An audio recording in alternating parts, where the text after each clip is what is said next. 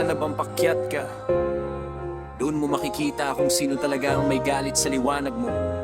Pag di ka nila kayang pantayan, sisiguraduhin nilang pagdududahan ka ng mundo.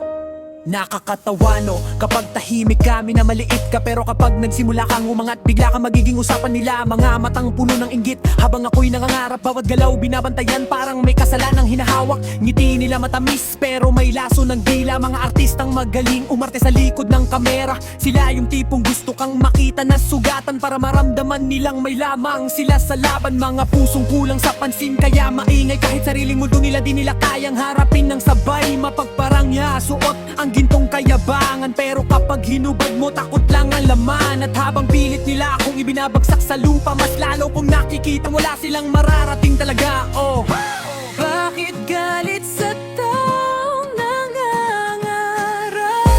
Bakit kailangang manira para lang ikaw ay umangat? Mga pusong nalunod sa inggit at tiyaba, di matanggap na may taong kusang pumikas lang. Oh, kahit tangang gawin yung pag-usap, di nyo mapapatay ang apoy sa aking paglakas. Habang kayo'y matakulong sa plastic nyong mundo, ako'y mananatiling totoo.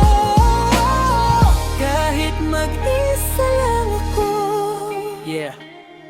Lumaki akong maraming duda ang narinig. Kaya mo ba talaga habang pangarap ko'y pilit nilang di ipipitin? Pero bawat salitang ibinato parang bala, tinanim ko sa dibdib hanggang naging lakas na kaluluwa. Ngayon gusto nila akong makita na bumagsak, para may kwento silang maipagyabang sa lahat. Pero sorry, di na ako yung dating tahimik na umiiyak lang habang dinadala lahat ng sakit. Kasi natutunan kong di lahat ng kasama ay kaibigan. May ibang mga idero, hinihintay kang mawalan. At pag naramdaman nilang mas maliwanag ka, unti-unti nilang papatayin ang ilaw mo gamit ang saidaro. Di nila alam, mas tumitibay ang apoy kapag hinahanginan, at mas nagiging delikado ang taong sanay masaktan, dahil wala na siyang takot mawalan.